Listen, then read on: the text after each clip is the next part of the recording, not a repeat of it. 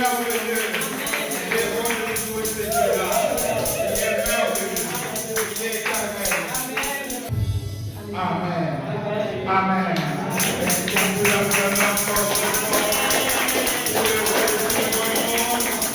Pour les seigneurs de tous les seigneurs. Amen. Il est bon de louer Dieu. Alléluia. Il est bon de louer Dieu. Alléluia. Il est bon de louer Dieu. Alléluia. Louons-le.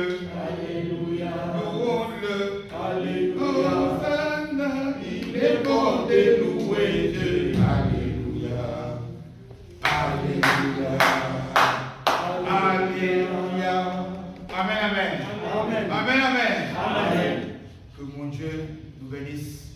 Amen. Amen. Vraiment, bienvenue dans la présence de notre Seigneur. Que Dieu vous fasse du bien, surtout nos bien-aimés que nous avons vus il y a plus d'un an, je pense. Non? Non. C'est cette année? Le 1er mai. Le 1er mai. Avril. Avril. Que Dieu nous bénisse. Vous avez fait un beau voyage. Que Dieu vous bénisse. Nous sommes heureux de passer ce temps de célébration ensemble dans la présence de notre roi. Amen. Amen. Qui a faim? Qui a faim? Moi j'ai faim de la parole. Moi je veux écouter Jésus me parler parce que ça fait du bien. Amen. Amen. Aujourd'hui donc nous allons apprendre comment nous pouvons fermer des portes ou des fenêtres par lesquelles l'ennemi se faufile dans nos vies pour nous faire du mal. Amen. Amen. Il y a des portes, il y a des trous. Pierre dit, 1 Pierre 5, 8. Pierre dit, notre adversaire, il rôde. Pourtant, il ne nous aime pas. Il rôde pourquoi? Il rôde parce qu'il attend que tu lui ouvres une porte. Il attend que tu lui donnes l'occasion. Voilà même lorsqu'il a tenté dans le désert le Seigneur, quand il part, Luc dit, il est parti en attendant un temps favorable. Amen. Amen. C'est moi et toi qui donnons le temps favorable à l'ennemi pour nous frapper. Jacques insiste. Il dit que personne, lorsqu'il est frappé par le mal, que personne n'ose dire que Dieu ne peut pas faire du mal. Amen. Même quand nous traversons ce qu'on appelle des épreuves. Tu sais, une épreuve, pour prendre un exemple de toi. Tu es malade. Parce qu'une épreuve, c'est pour votre bien. Et les épreuves nous viennent du bien. Tu es malade.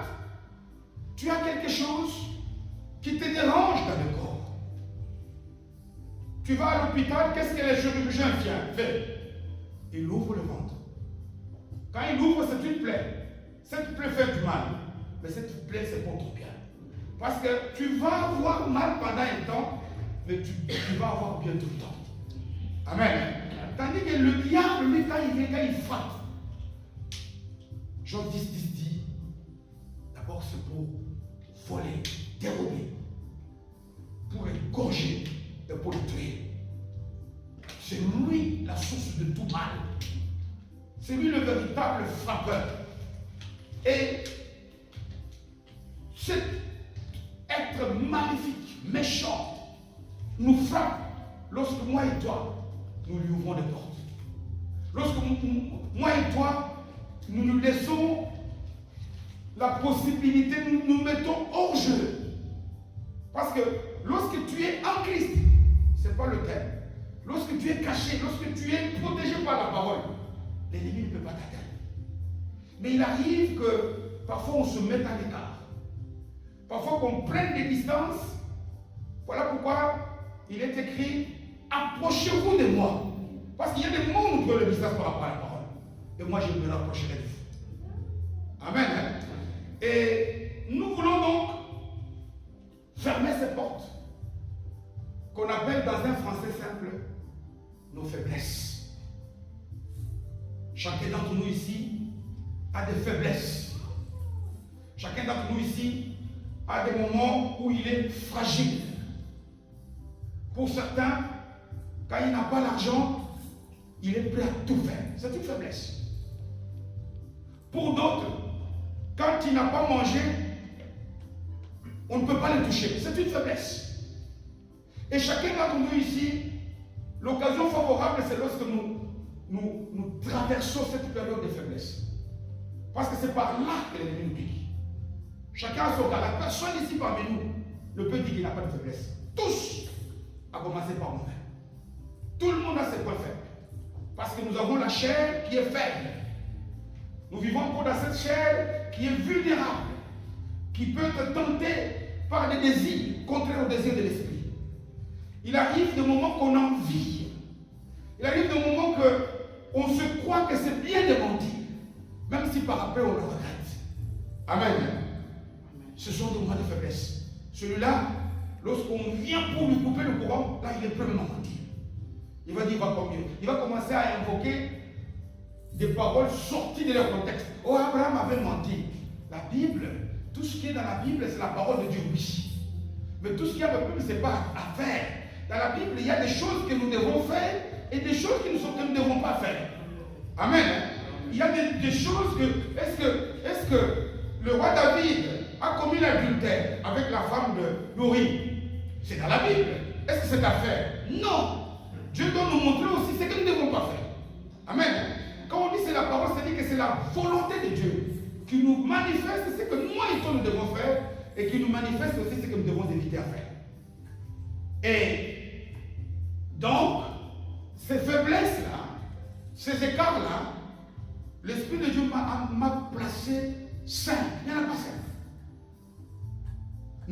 Nous allons en partager 5. Voilà pourquoi j'ai donné comme thème à notre message 5 clés que chacun d'entre nous ici doit avoir pour vaincre le mal, vaincre la tentation, pour surmonter les faiblesses. C'est-à-dire que c'est des portes que moi et toi nous devons fermer. Amen.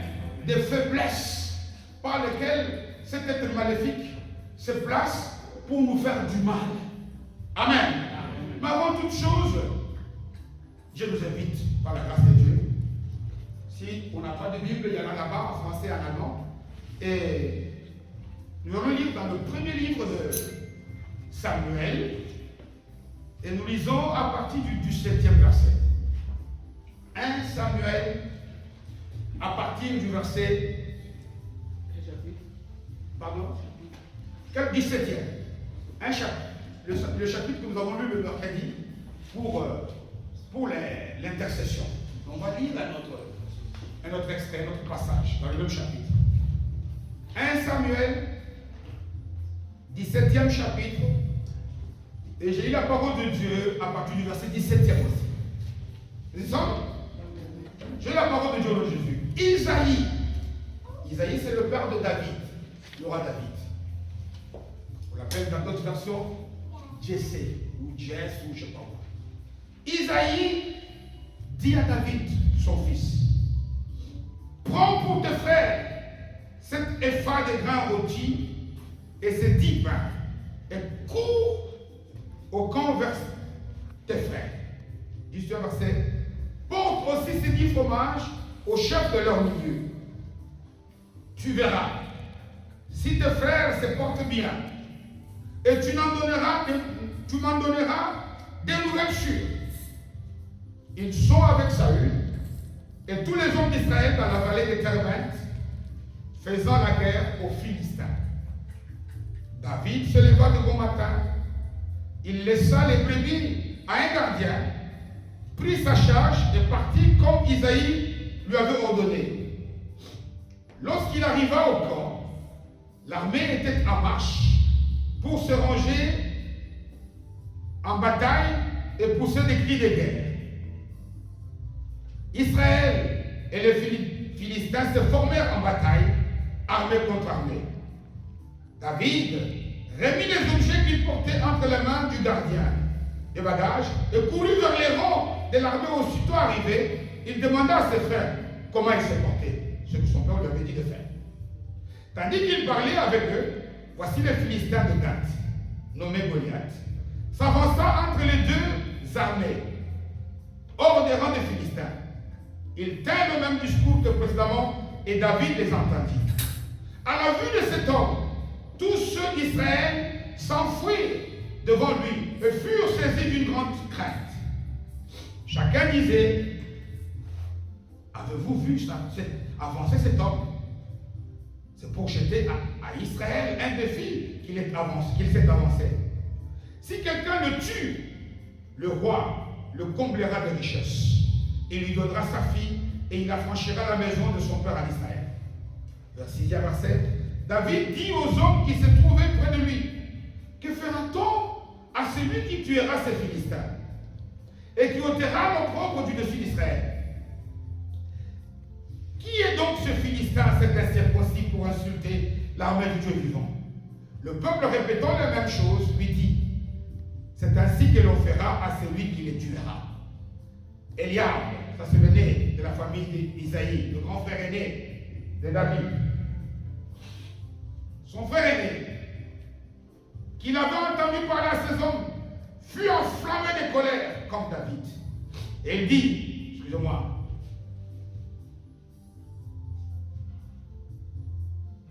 je ne suis pas allumé, excusez-moi. Eliab, son frère aîné, qu'il avait entendu parler à ces hommes, fut enflammé de colère contre David. Et il dit, pourquoi es-tu descendu? Et à qui as-tu laissé ce peu de brebis dans le désert? Je connais ton orgueil et la malice de ton cœur. C'est pour voir la bataille que tu es descendu. David répondit, qu'ai-je donc fait? Ne puis-je pas parler ainsi? Et il, se détournant de lui pour s'adresser à un autre, et fit la même question, le peuple répondit comme la première fois, parole du Seigneur. On fait ça, on parle la même. Amen. Le texte est long, mais il est utile. Bien-aimé, je te dis, si toi tu es un enfant de Dieu, né de nouveau, si toi tu es en Christ, si toi véritablement qu'est-ce qu'il y a?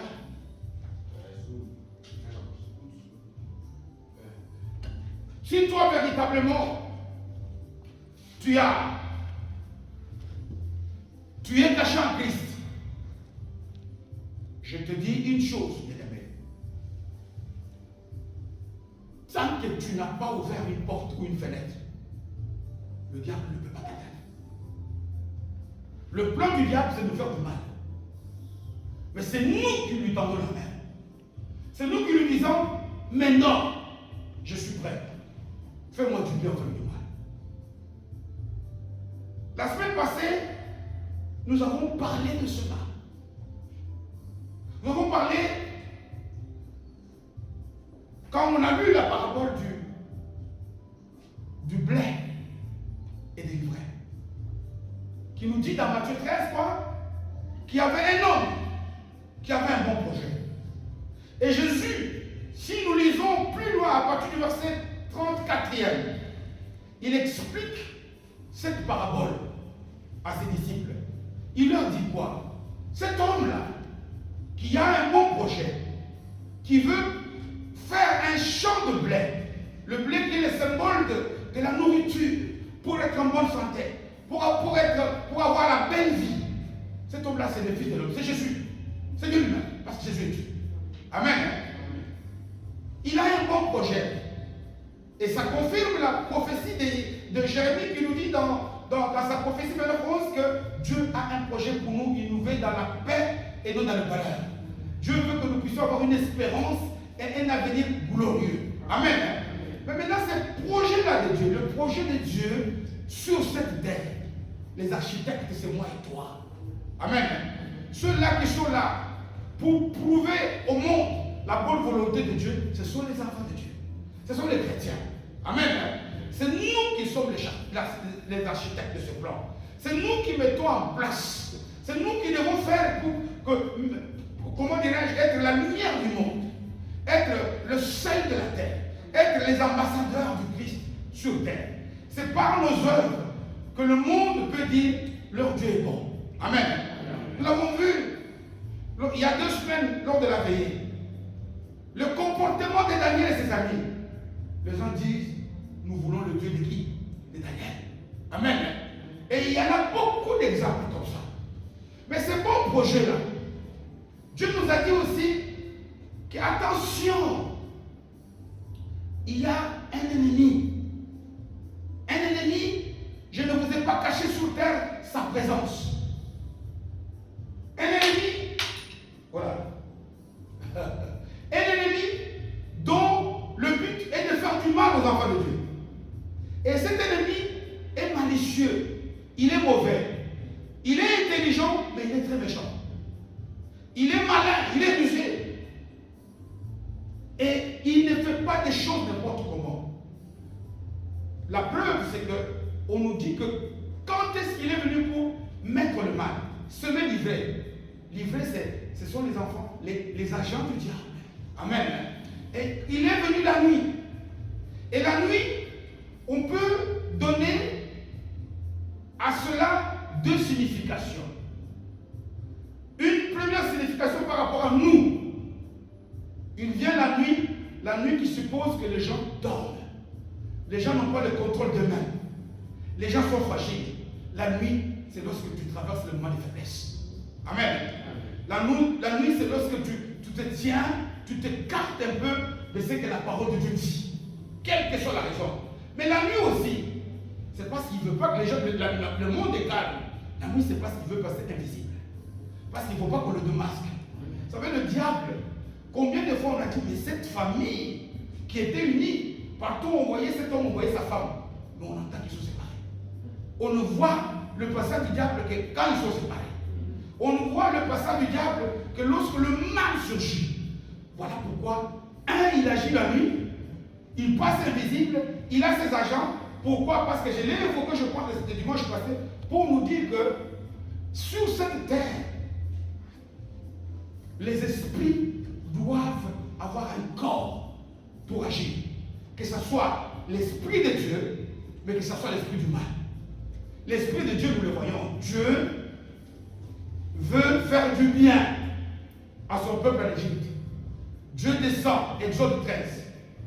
Mais il envoie Moïse. Amen. Il utilise le corps de Moïse, mais celui qui agit au travers de Moïse, c'est Dieu. Nous le voyons aussi dans Genèse 18. Lorsque, par exemple, il y a les 3 hommes. Abraham voit 3 hommes. C'était juste 1 an avant la naissance de son fils Isaac. Il voit 3 hommes. Il est hospitalier. Mais les 3 hommes, par après, c'est Dieu, parce qu'il lui confirme la promesse que l'année prochaine, à la même saison, à la même période, il aura son fils. Amen. Et il y a beaucoup d'exemples comme ça. Voilà même pourquoi est-ce que l'Épître aux Hébreux nous dit dans Hébreux 13, verset 2 ou 3e, il nous dit quoi? Il nous dit que soyons hospitaliers. Parce que c'est dans l'hospitalité que nous déclenchons, nous mettons en branle le ministère des anges. Amen. Il dit beaucoup par l'hospitalité ont accueilli les anges. Je nous ai toujours dit ici qu'un ange, ce n'est pas comme on le dessine dans le livre de religion, avec des grandes ailes et une touche blanche. C'est faux. Si on voit un être comme ça qui rentre ici, le premier qui va commencer à fuir, c'est moi-même. Amen. Parce qu'on va avoir peur. Dieu ne vient pas pour nous faire peur. La peur vient du diable. Dieu, quand il vient, il doit venir pour nous rassurer. Voilà pourquoi lorsque ils sont perdus sur le lac, dans le noir, quand Jésus marche sur les eaux et qu'ils veulent s'effrayer, il leur a dit, calmez-vous, c'est moi. Dieu rassure.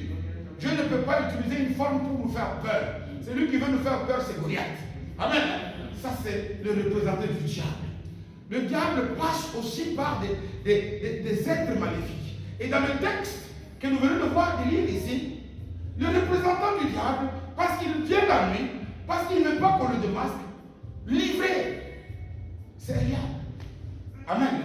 C'est Eliab ici. Il est le frère aîné. Et je vais vous expliquer pourquoi j'ai dit que livré, c'est Eliab. Il est le frère aîné de David. Il a toujours vu David. Il est dans un milieu difficile. Ils sont en guerre. Il y a l'armée des Philistins qui se tient à la porte.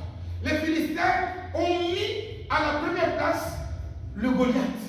Rien que les mensurations, ces mesures, ça fait déjà peur. Mais regarde que ce papa, Isaïe, qui dit va, apporte à manger à tes frères et aux militaires. Il leur fait du bien. Il est venu pour défendre une bonne cause. Il leur dit, non seulement apporter le bien, mais regardez aussi comment ils vont. Le papa s'inquiète. Il veut savoir. Vous savez bien aimé, même quand nous prions, on dit à Dieu ce que nous voulons. Dieu le sait déjà. Amen. La prière, c'est pour nous mettre en communion avec Dieu. La prière, ce n'est pas ça qui fait que Dieu rémunère la foi. La foi, la prière, tout ça sont des signes de foi. C'est comme quand quelqu'un veut te donner quelque chose. Il a l'envie de donner, mais tu dois tendre la main. Tant que tu n'as pas ta main tendue, ce qu'il met va tomber. Alors il ne te donne pas parce que tu as tendu la main, mais la main te permet de saisir ce qu'il te donne. C'est ça la grâce de Dieu. Dieu fait tout pour nous par grâce. Dieu nous donne par grâce. Et ici, regarde que David est venu pour défendre cette bonne cause. Mais regarde qu'aussitôt arrivé, il leur donne à manger. Il veut s'informer comment ils vont, l'armée et ses frères. Mais c'est son frère aîné, Eliab, qui veut le salir comme ça gratuitement. Qui lui demande pas, David, dites-moi un peu, quelle est la question mauvaise que David a posée ici? Tout simplement vouloir s'informer, qu'est-ce qu'on donnera à la personne qui va frapper cette représentante du diable?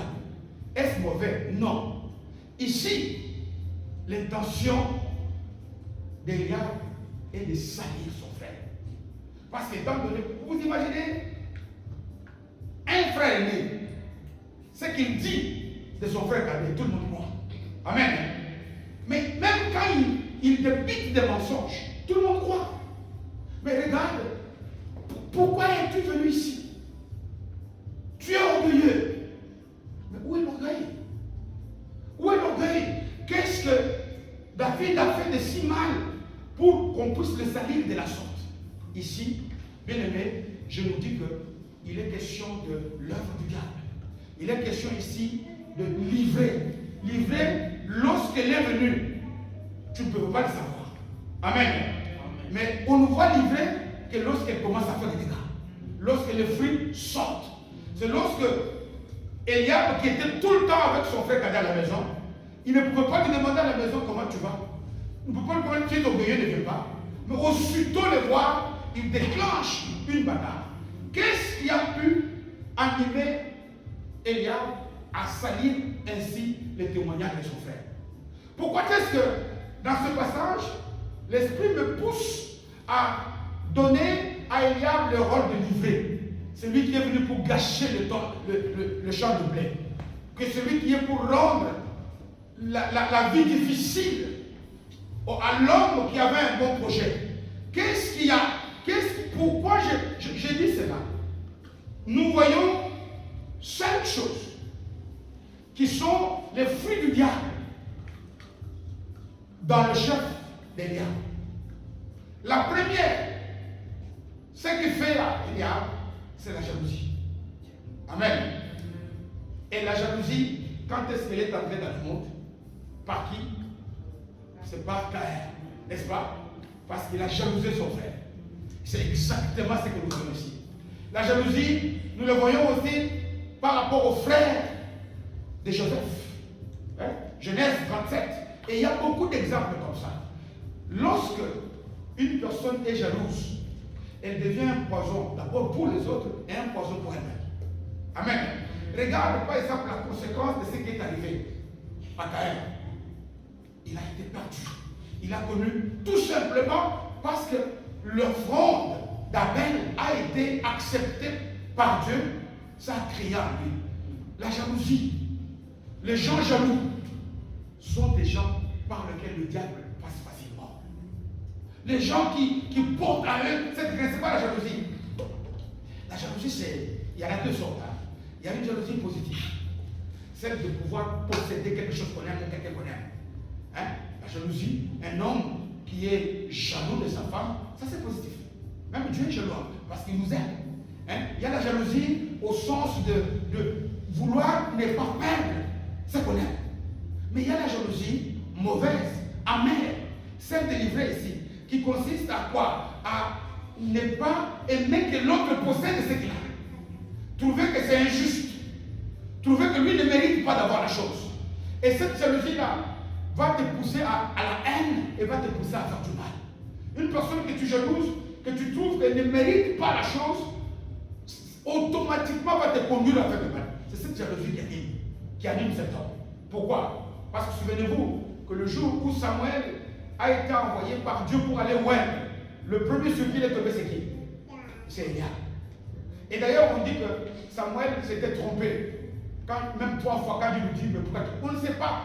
Vous savez, quand on lit la Bible, nous avons l'impression qu'un verset vient à la seconde après l'autre. Non. J'ai lu ici une vingtaine de versets en quelques minutes. Mais entre deux versets, la Bible, il peut y avoir une nuit là. Il peut y avoir 10 ans. Il peut y avoir 1 an. Il peut y avoir 1 mois. On ne sait pas combien de temps ça a pris. Est-ce que c'est le même jour là que Samuel s'est trompé 3 fois? Je n'en sais rien. Comment s'est-il trompé? Mais le premier c'était, imaginez-vous, quand il est venu, il a dit Dieu m'a envoyé pour elle. Et qu'on dit qu'il a vu Eliab qui était beau grand. Et qu'il avait déjà. Et puis, au moment où le prophète voulait, il dit ah non, excuse-moi, je me suis trompé. Et il voit David venir et le prophète pointer le doigt sur lui. Non seulement ça a créé en lui la jalousie, mais ça a créé aussi un deuxième poison. Ici, je cite les éléments qui font que tu puisses savoir que ça, c'est un élément du diable. Un jaloux est un élément du diable. Tu vois un jaloux dans ton entourage, fuis-le. Amen. Quelqu'un qui a une rancune. Un rancunier, c'est qui? C'est quelqu'un qui a gardé une dent contre toi. Un enfant de Dieu, la parole nous apprend à faire quoi quand on nous a fait du mal? Pardonner. Amen. Quelqu'un peut te faire du mal. Ça peut te blesser. Mais nous sommes appelés, nous, à quoi? À pardonner. Mais quelqu'un qui garde une rancune, sans jamais, qui garde une dent, c'est un élément. Si tu le gardes dans ton entourage, tu vas te faire. Voilà pourquoi la Bible dit, faites attention à qui t'entoure. Faites attention, pourquoi? Parce que les rancuniers, les jaloux, et surtout les gens aussi qui ont la convoitise. Les gens qui ont la convoitise, la convoitise, ce n'est pas la même chose avec la jalousie. La convoitise, c'est une soif exagérée d'avoir quelque chose. Lui, il veut. Il y a des choses que tu peux manquer. Tu peux tout faire pour avoir du travail. Mais quand tu ne l'as pas, ne viens pas chercher autre chose. Fais le business. Nous voyons Eliab est rancunier, Eliab est jaloux, Eliab a la convoitise. Et puis il y a aussi parfois même des gens qui nous détestent comme ça gratuitement. Amen. Rien que ta démarche, frère Eliab. Oh, moi je ne peux pas le frère Jean-Marie. Parce qu'il a la calvitie. Qu'est-ce que tu as à voir dans ta vie? Toi aussi tu peux avoir. Il y a des gens comme ça. Et des gens comme ça, plus tu cherches même à arranger, plus tu l'énerves encore plus. Ça, ce sont les agents du diable.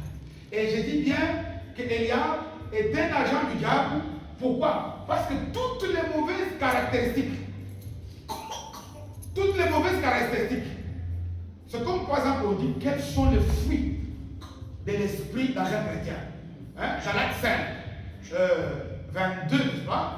Mais avant ça, dans l'acte 5, 19, il y a les fruits de l'esprit du mal, de la chair, la convoitise, la jalousie, la haine. Les gens qui trouvent que Dieu est injuste. Pourquoi? Parce qu'ils ne peuvent pas comprendre pourquoi est-ce que lui qui est beau, lui qui est grand, ce n'est pas lui qui est choisi par Dieu, c'est David. Et toutes ces caractéristiques-là, on le voit toutes réunies en un seul homme qui s'appelle Eliab. Amen. Alors, Eliab est là. Ici, je n'ai pas encore donné les 5 clés. Tu peux donner, elles vont arriver elles-mêmes. Tu peux donner quelque chose, non? Eliab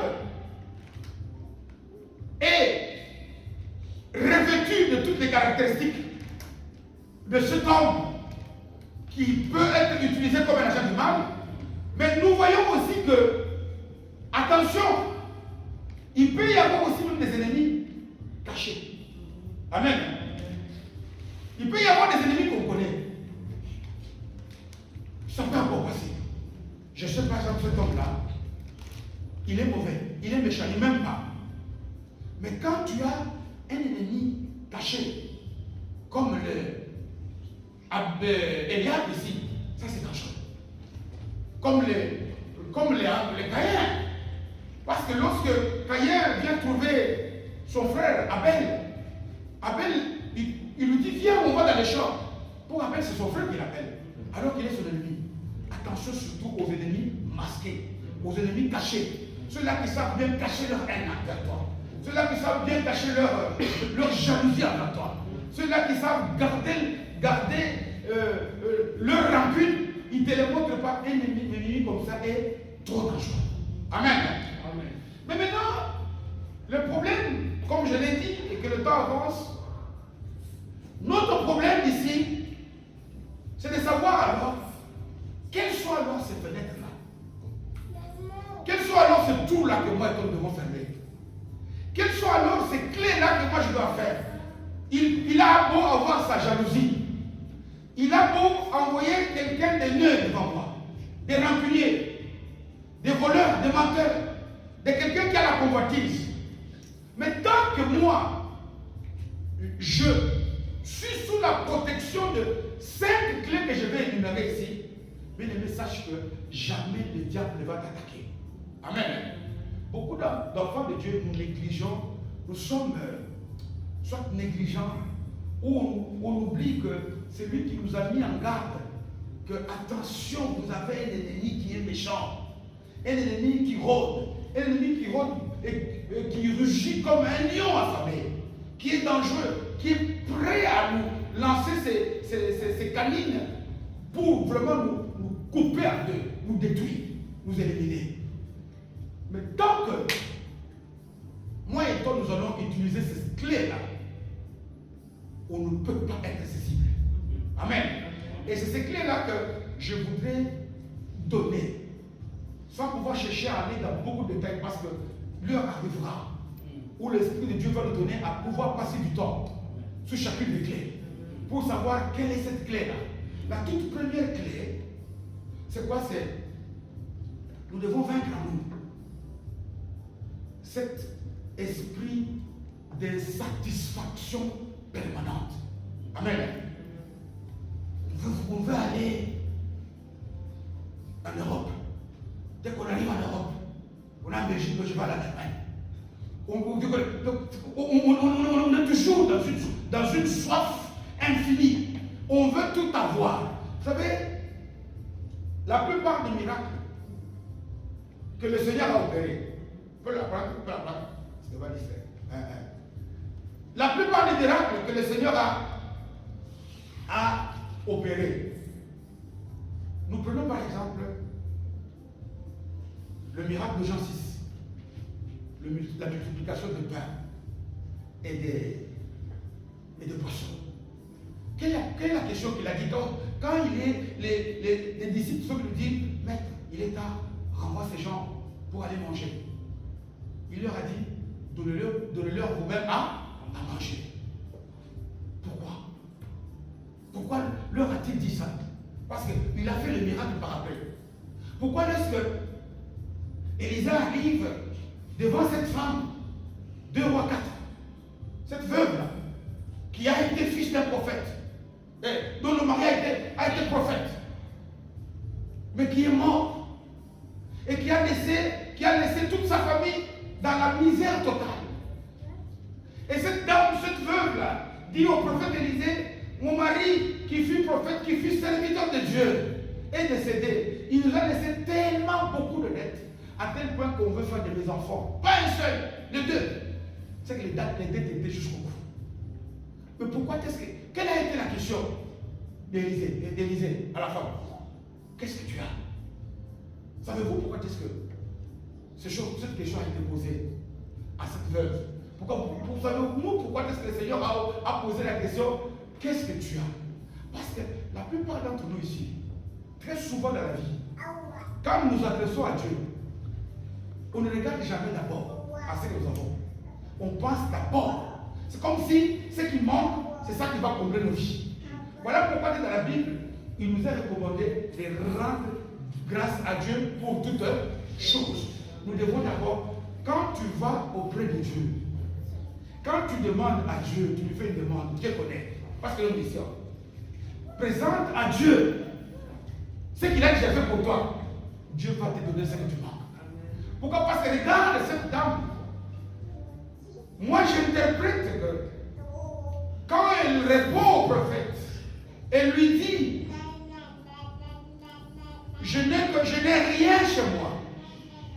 Imaginez-vous si elle s'était tue. Qu'est-ce qui serait passé? Parce qu'elle continue par dire, je n'ai plus qu'un seul vase d'huile. Alors c'est ce vase d'huile qui a été utilisé pour multiplier les huiles. Amen. Est-ce que quand Dieu te demande qu'est-ce que tu as, quand toi tu cherches l'argent, quand toi tu cherches, je ne sais pas moi, un travail, quand toi tu cherches la santé, est-ce que Dieu te demande quelle santé tu as? Non. Il te demande ce que tu as. Si tu reconnais déjà que Dieu ne fût que le souffle de vie là, reconnais Dieu dans ce qu'il a fait de toi, Dieu te donnera ce qu'il te manque. Voilà pourquoi nous devons en toutes circonstances être reconnaissants. Aujourd'hui, bien aimés, parce que nous ne sommes pas reconnaissants, nous pensons que Dieu est juste. Parce que nous avons nos yeux fixés sur ce qui nous manque, c'est la porte par laquelle le diable nous attaque. Parce que toute notre vie, toutes nos prières, toute marche spirituelle, notre marche spirituelle va être focalisée sur ce qui nous manque. Alors qu'il y a des tas de choses. Vous savez, il y a un jour, Paul donne des conseils à son fils spirituel Timothée. 1 Timothée, chapitre 6, verset 6. Il lui dit, tu veux gagner beaucoup de choses. 1 Timothée 6, 6. Il te faut deux choses. La piété, comme on fait, c'est la chrétienté. La piété, c'est mener la vie spirituelle. Fuir le péché, prier, méditer la Bible, adorer, venir au ça c'est la piété. Mais il dit la piété ajoutée au contentement. C'est-à-dire d'accepter déjà ce que tu as maintenant. Imagine-toi si tu as donné à quelqu'un un franc. Il dit, ça c'est tout ce que tu m'as donné. Si tu te donnes 10, tu vas le donner. Non. Bien aimé, contentons-nous, présentons. C'est une grande fenêtre par rapport à laquelle le diable fait passer ses jaloux. Et c'est haineux pour nous attaquer. C'est le fait que nous ne savons pas reconnaître déjà ce que nous avons. Toi, tu crois que quand tu dis à Dieu que guéris-moi de la maladie, il ne sait pas. Quand tu dis à Dieu guéris-moi de la maladie, Dieu te demande qu'est-ce que tu as. Amen. Qu'est-ce que tu as à la main? Imaginez-vous, si les disciples n'avaient pas dit nous avons de pain et de poisson, qu'est-ce qui serait passé? Si cette femme-là n'aurait pas pu dire je n'ai rien, si elle avait mis un point, elle aurait pu pleurer et serait morte pauvre. Pourquoi? Mais heureusement que Dieu a fait que son esprit lui avait pour dire je n'ai rien, comme tu l'as toujours dit, mais ce que j'ai, je te le donne. Et ce que j'étais, c'est ce qu'elle a fait quoi? C'est le vase d'huile. Et la parole, le témoignage de David qui dit j'ai été jeune, je suis devenu, j'ai grandi, j'ai vieilli, je n'ai jamais vu un juste abandonné ni sa postérité. Amen. Cette femme, elle ne pouvait pas rester veuve. Voilà pourquoi Dieu lui a envoyé son serviteur.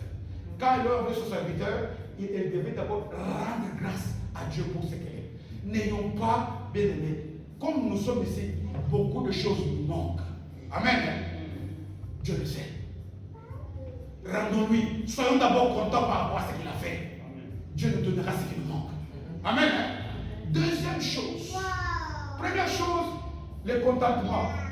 Deuxième chose, c'est, regardez, quand on a lu la parabole du blé de l'ivraie, quelle a été la réaction des fils de Dieu, des serviteurs de Dieu, quand ils ont vu l'ivraie? Est-ce qu'on peut aller les enlever maintenant? Nous voulons avoir tout de suite. Nous sommes très pressés. C'est un danger. Le diable le sait. Le diable sait aussi qu'un chrétien ne sait plus attendre. Bien aimé, une des manifestations du travail de l'Esprit Saint en nous, ce n'est pas le fait d'être pressé.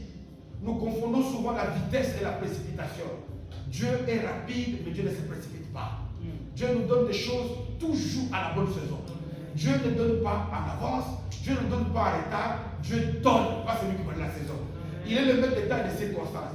Mais Dieu ne compte pas les jours comme nous on le compte. Parce que la logique de Dieu n'est pas comme la logique du monde. Il le dit dans Ésaïe, je crois, c'est 55. Il dit les voies de Dieu ne sont pas comme les voies des hommes. Dieu regarde dans ce sens. Quand tu veux aller au Congo, Dieu te dit va en Amérique. Selon Dieu fait quoi? Dis oui et amen. le fait que nous sommes pressés, nous sommes devenus aujourd'hui des chrétiens micro-ondes. Nous voulons avoir le plat tout fait. Quand tu as prié à Dieu, donne-moi le travail, aussitôt que tu ouvres les yeux, le travail tombe. C'est un élément par lequel le diable passe. Amen. Nous sommes fragiles à cause du fait que nous voulons avoir tout et tout de suite. Amen. Attention, contente-toi d'abord de ce que tu as. Dorénavant, quand tu vas commencer à prier, il nous reste 1 mois et demi avant la fin de mois. Dis à Dieu ce que tu as. Ne lui dis pas ce qui te manque. Dis à Dieu, tu m'as donné la vie. Tu m'as déjà donné la famille. Tu m'as déjà donné, c'est déjà beaucoup. Tu m'as déjà donné le travail. Dieu sait que, quand il a le travail, il a besoin de mon salaire. Ça, toi, tu ne dois pas l'informer. Amen. C'est ça que nous avons vu. Deuxième clé. Troisième clé, c'est chercher à ce que, comme on appelle, tout le monde soit d'accord avec toi. Il y a des gens qui veulent que, quand il a dit quelque chose ici, tout le monde doit dire oui. Tout ce qu'il a fait, tout le monde doit apprécier. Mais tu peux être très bien habillé. Pour 99% des gens. Mais il y a un jaloux là-dedans. Que tu es moche. Amen.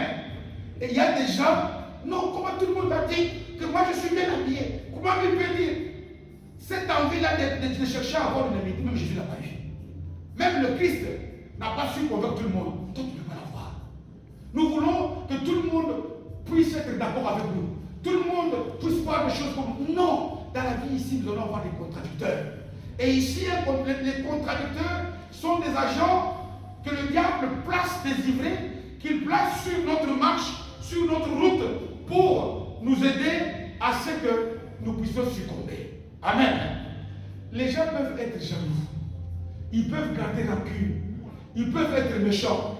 Mais tant que toi, tu reconnais ce que Dieu a déjà fait pour toi. Tant que toi, tu es patient. Tu sais attendre la saison de Dieu. Tant que toi, tu te contentes de ce que tu as. Vous savez, il y a dans la Bible un psaume qui nous donne le témoignage d'Azaph. Azaph qui produisait la louange au temple de Salomon. À un moment donné, je pense que c'est le psaume 70, c'est dans la septantaine, entre 74 et 78. Il a failli faire du mal. Pourquoi? Parce qu'il dit, mais moi je prie, nous on prie, nous avons l'impression que ce sont les justes qui prospèrent. Il a failli chuter. Pourquoi? Parce qu'il voulait que tout le monde soit comme lui. Et non. Vous savez, on dit que le mal, les agents du diable, ils poussent comme l'herbe. L'herbe, tu jettes la graine aujourd'hui, demain diable. Mais nous, les enfants de Dieu, nous poussons comme le palmier. Un palmier, lorsque tu as jeté une noix, il faut des années, des siècles. Mais lorsque le palmier pousse, il est droit. Lorsque le palmier pousse, il est presque, il a une longue vie. Je ne voudrais pas dire éternel, parce que l'éternité appartient à notre Dieu. Amen. Et enfin, la quatrième clé, c'est quoi? C'est que nous devons apprendre à combattre les bons combats. Parfois, il y a des gens, parfois qui tombent dans le piège de l'ennemi. Pourquoi? Parce que parfois, on s'engage dans des combats inutiles. Amen. Parfois, on s'engage dans des combats. Moi, je voudrais être le premier en toutes choses. Et si tu es le deuxième, on a le problème. Parce que même si toi, tu veux être le premier, si Dieu te veut en deuxième, tu ne peux pas dépasser la volonté de Dieu à la main. Nous devons, bien aimés, dans la vie, nous perdons parfois, nous succombons, nous trébuchons devant le pied du diable. Pourquoi? Parce que la plupart d'entre nous, nous laissons entraîner par des combats inutiles. Paul, à maintes reprises, il dit à Timothée aujourd'hui c'est quoi et toi? Combat, mais combat quoi? Les bons combats. Voilà pourquoi lui-même, qui a su regarder que non, je peux avoir une écharpe, l'ange de Satan peut m'avoir fouetté plusieurs fois. Mais moi, dans la vie, je n'ai pas regardé. Je savais que la grâce de Dieu me suffisait. Il dit, moi, dans ma vie, je me suis toujours débrouillé pour combattre quel combat? Les bons combats. Le bon combat qui m'a permis à garder toujours ma foi et je l'ai terminé. Voilà pourquoi je peux la combattre. 4 clés. Je le répète. Attention. Sois reconnaissant. Contente-toi déjà de ce que tu as. Dieu te présente ce que tu as à Dieu. Dieu te donnera ce qu'il te demande. Ne confonds pas la vitesse et la précipitation. Il faut attendre le temps de Dieu. On dit que notre Dieu fait toutes choses bonnes à qui? En son temps. C'est lui qui connaît le temps, c'est lui. Dieu ne compte pas le jour comme moi et toi. Sa manière de compter n'est pas comme la tienne. S'il a dit attends 10 ans, c'est 10 ans.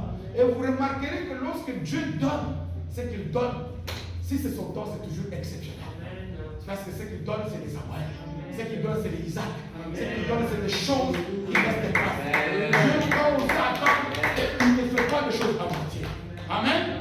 Et la troisième chose, je dis donc, attention à la vitesse, soyons reconnaissants vers Dieu, attention à ce que nous puissions. Il peut y avoir des gens jaloux qui nous contredisent à tout moment, qui marchent, qui n'aiment même pas votre manière de marcher. Tu marches comme ça, il dit c'est bon. Tu t'assures, il dit il est méchant. Tu n'auras pas tout le monde avec toi, parmi les hommes. Toi que tu dois chercher avec, on dit Christ, avec Dieu, nous avons quoi? La majorité. Et enfin, recherche. Lorsque tu es à la recherche de quelque chose, est-ce que tu ne perds pas ton temps? Est-ce que tu ne perds pas ton énergie inutilement? Combat les bons combats. Amen. Les bons combats, c'est le combat qui te permet de garder la foi. C'est ce combat-là qui te permet de garder la foi, te garde en intimité avec le Seigneur. Et lorsque tu es en intimité avec Jésus, tout ce que ton corps désire, tu l'auras. Et Dieu bénisse sa parole. Amen.